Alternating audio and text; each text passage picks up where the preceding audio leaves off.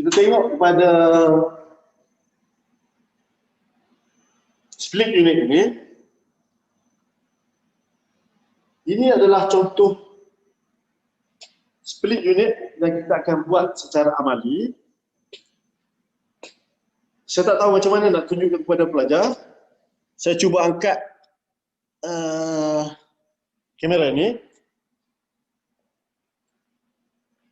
Ini ialah outdoor unit. Outdoor unit ni yang berada di luar rumah kita lah, yang berbunyi tu. Yang di sini ada kompresor, kondenser dan juga metering device. Ini pula ialah indoor unit. Pelajar boleh tengok indoor unit, contoh indoor unit.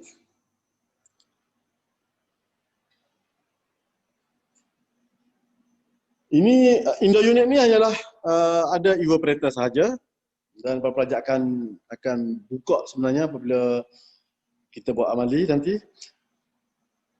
Ini ialah manifold gauge yang saya ceritakan tadi. Dia ada berwarna biru dan juga ada berwarna merah.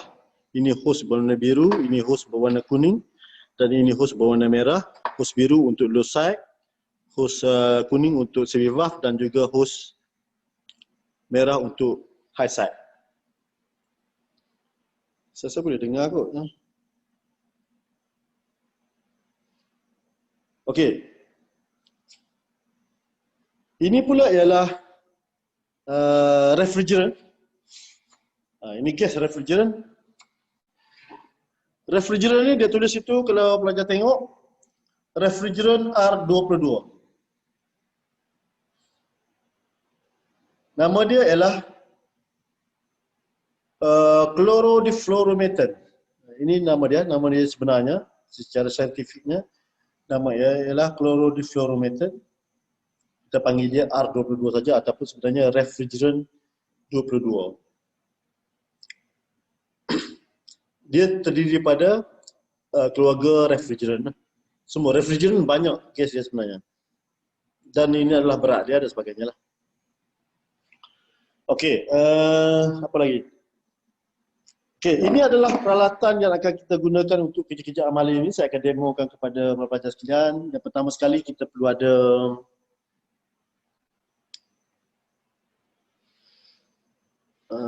ada apa ni? Ini adjustable spanner. Ini adjustable spanner. Ini adalah Phillips screwdriver. Ini test pen untuk kita uji elektrikal dan sebagainya. Ini ialah Allen key. Kita akan gunakan Allen key sebab dia bukan jenis Richard tadi. Dia jenis Allen key. Dia banyak jenis sebenarnya. Ada Richard spanner, ada gunakan Allen key dan sebagainya.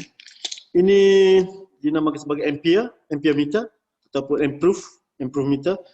Kita nak ukur kadar aliran elektrikal dalam unit ni, kerana dengan mengukur kadar aliran tersebut kita tahu unit ni berfungsi dengan baik ataupun tidak lah. Benda ni boleh menunjukkan aircon ni berfungsi dengan baik ataupun tidak. Ammeter ni. Okey, ini pula ialah leak detector. Ini leak detector ni untuk menguji elektronik. Leak detector ni untuk menguji kebocoran. Sekiranya unit tersebut berlaku bocor, kita akan uji dia lah dengan cara dia ada bunyi, keluarkan bunyi. Ini keluarkan bunyi. Dia ada keluarkan bunyi, ada keluarkan isyarat merah tu.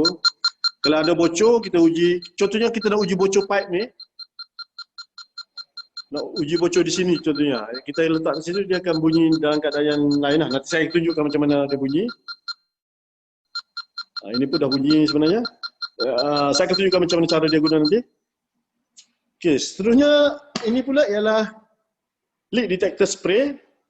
Ini sebenarnya macam air sabun je. Kita nak tengok bocor tak bocor, kita gunakan air sabun. Boleh sebenarnya. Tapi ini pun sama dengan air sabun. Kita spray dia nanti dekat mana yang kita rasakan berlakunya kebocoran, dan kita akan tahulah dia bocor di mana. Okey, macam dia spray macam ni je. Okey, jadi ini adalah beberapa alatan yang diperlukan untuk ni, dan saya ingin tunjukkan kepada pelajar berkaitan dengan apa ni dekat nameplate ni. Dia menunjukkan bahawasanya kalau pelajar tengok dia gunakan refrigerant R22 seberat 0.60 kg. Maksudnya kita boleh isikan gas ataupun refrigerant ke dalam sistem ni sebanyak 0.60 kg sahaja. Dan dia punya cooling dia tulis di situ outdoor. Kita tengok cooling dia 4.21 M sebenarnya kita ukur dengan ampere tadi. Jadi dengan tahunya spek dia ni, spesifikasi dia yang betul, kita boleh tahu bahawasanya maksimum kapasiti untuk isi gas ke dalam ni mestilah 0.6 kg, ataupun kita juga boleh berpandukan kepada manifold gauge ini. Kita juga boleh berpandukan kepada emitter tadi. Ini emitter. Tiga benda yang kita boleh tengok sama ada aircon ini berfungsi dengan baik ataupun tidak. Okey. Seterusnya saya akan tunjukkan macam mana cara nak buka dia, nak buat pandown. Saya letak kamera dulu.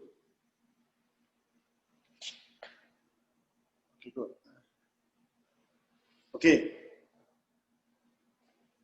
Unit ini sebenarnya berfungsi dalam keadaan yang baik. Saya dah terang tadi, kalau kita nak run pun sebenarnya boleh. Tapi tengok, saya buka dulu.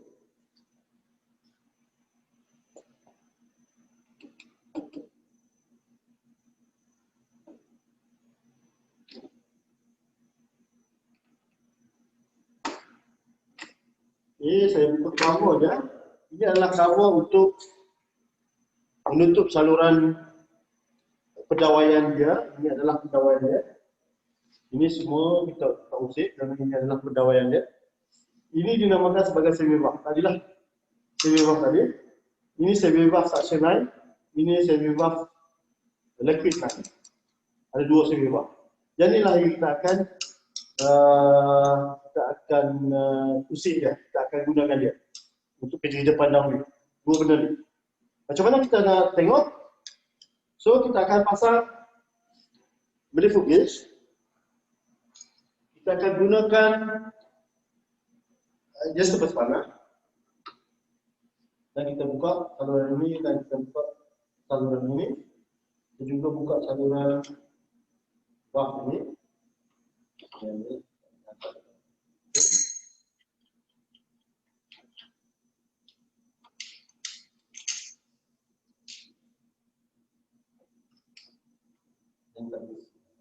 Okey, kita ambil saluran biru ataupun low side, letakkan kepada low side. Ini adalah saluran short. Macam mana kita nak kenal low side dengan high side?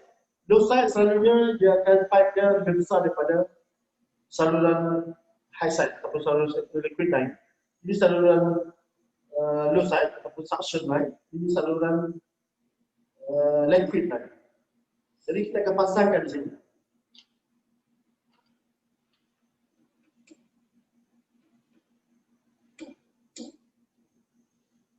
Okey, kita akan pasang di sini. Saya akan tunjukkan macam mana dia berfungsi, macam mana kita ukur nilai dia. Saya akan hidupkan unit ini.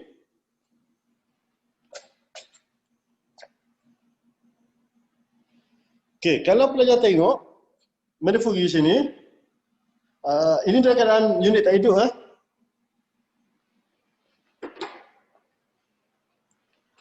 Dan saya letak satu emitter di sini. Emitter di sini kalau pelajar tengok nilai dia ialah 0.03. Saya letak pada saluran live, kabel live 0.004, 0.01 dan sebagainya lah, tak apalah. nilai dia tak stabil kerana dia adalah digital. Saya letak pada saluran pada kabel live. Saya akan hidupkan unit menggunakan kaedah okey, saya hidupkan unit sekarang. Macam tengok boleh fokus sini.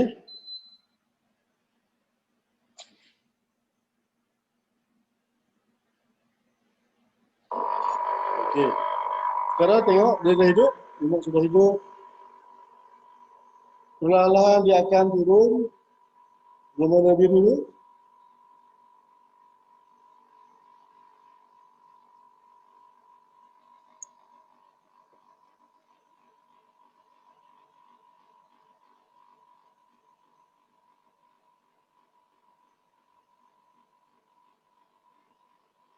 Okay, dan sekarang ni gas yang ada dalam ni sebanyak 55. Dia tengok yang kedua, dia tengok yang PSIG, bukan tengok yang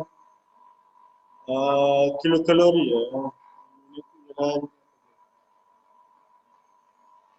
Kilopascal. Yang atas tu adalah unit kilopascal, yang bawah tu unit PSIG. Kita tengok unit PSIG lebih kurang 53 PSIG. Dan kita tengok kepada unit ni, emitter 4.2, 4.1. Apa tanda dia? Ini menunjukkan bahawasanya, kalau tahu tengok spek dekat dengan spek dia ni, ni, dekat spek ni dia tulis di situ 4.2. Dekat spek ni gas dia sebanyak 4.2 M. Dekat sini dia 4.1. Maksudnya dia ada sedikit gas yang tak cukup, kurang sikit. Tapi tak apa, kurang sikit macam tu okey je. Dan gas di sini menunjukkan jumlah cukup dan di sini juga menunjukkan jumlah cukup. Jadi dua-dua menunjukkan aircon ini berfungsi dalam keadaan yang baik lah.